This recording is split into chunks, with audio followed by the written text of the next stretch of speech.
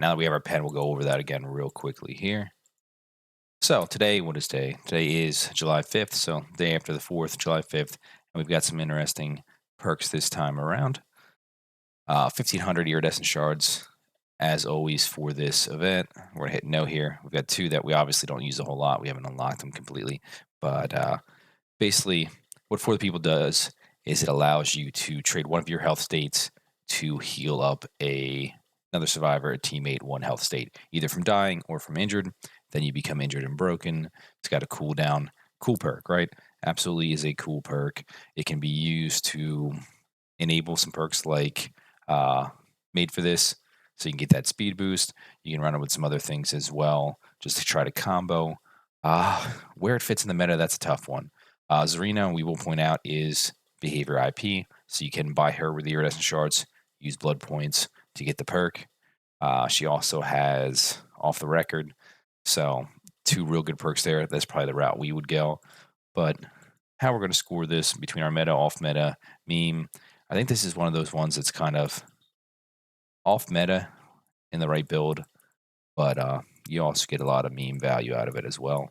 But it's a fun perk. It's an interesting perk. If you don't want to level up Zarina, or you already grabbed off the record, this is her second best perk there. So might be worth snagging, spending those eerie shards on.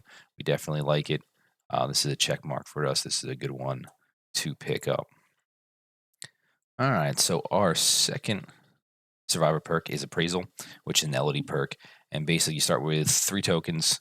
When a chest has already been opened, consume a token and rummage through it for an additional item. You can only rummage once per chest, so you can do it 3 times, but it's going to be 3 different chests. You rummage through chests 60% faster. So it's a perk that allows you to kind of roll through items. This can be interesting if you go in empty-handed and you're just trying to get some good items, maybe get some items for your teammates. Uh, could be good if you're looking for a key for endgame to get out the hatch. Uh, Lots of different uses here. The tough thing is that it sinks a lot of time into doing this, even with the 60% faster. You've got to either pair it up with a perk to go find the chests or just use your map knowledge to go find them. That takes time. You got to rummage through them, and you're still not guaranteed to get exactly what you want, but you'll probably get something useful out of it.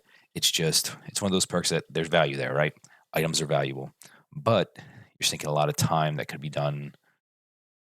used on gens or in chase or healing or unhooking a survivor, and you're spending it on rummaging through these chests. So interesting perk, but I think it is a little bit of a kind of trap perk in a sense. So what we're going to say about that one is has value, but it is big time commitment. So it's got value, but it's a big time commitment. Uh, if you're not planning on unlocking Elodie and you want to give it a try, hey, be my guest. Certainly can be fun to mess around with. But out of these two, this is the one we would pick up. And this one is probably a pass unless it just screams out value to you and you've got to try it out. And then when we get to our killer perks, we've got two hexes here today. The first one is Hex Haunted Ground, which is a spirit perk, so you can get it for free again. I think these are all behavior IP, so nothing licensed, something you have to spend cash on. So there are other routes, but this is the quickest route to getting them. Hex Haunted Ground is a very solid perk.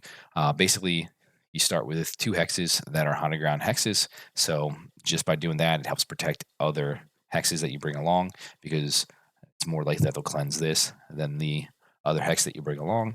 But basically, when survivors cleanse this, they're exposed for 60 seconds, so you can really snowball with it, and then both totems disappear. What you can do is kind of pair this up with a hex or two that you want to keep, plus Undying.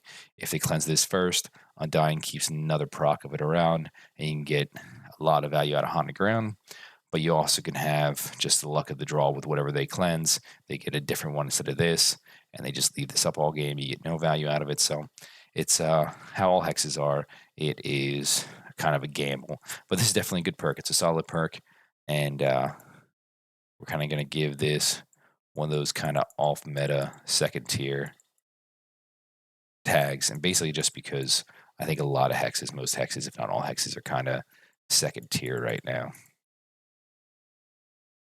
And then our last perk is a trickster perk, Hex Crowd Control.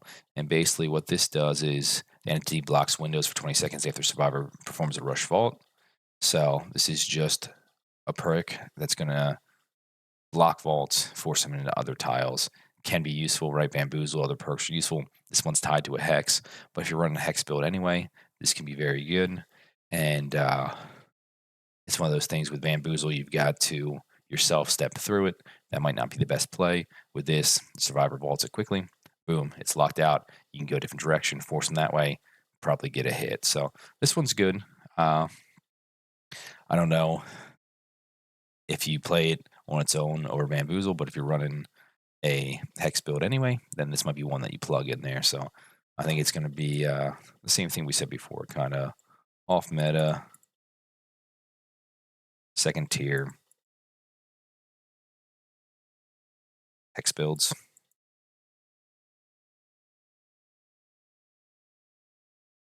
So with that said, uh, kind of our thoughts here, and then we might show some builds. Our thoughts here are definitely pick up for the people if that appeals to you, if that's something you want to mess around with, and you already have something like off the record, or you could just level up Zarina and get both those perks. Appraisal will probably passing on, and if you are really filling out your hexes, you want to play some hex builds, maybe you have Retribution you like, maybe you want to run Ruin, maybe Plaything Pentimento screams out to you. There's a lot of value there. But you can kind of run those two by themselves. But if you want to run a full hex build, then you can kind of pick and choose what you'd like to run. And these are definitely good options to consider.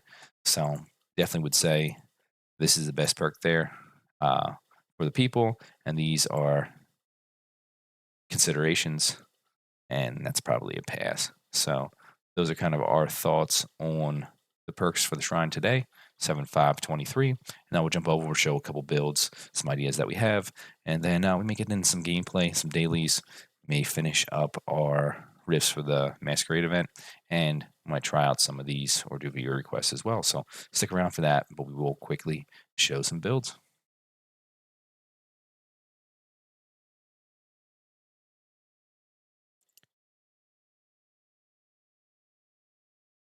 So if we're going to killer, I think the Singularity is one that we've got an extra spot where we don't have a build saved. And we do have a build there.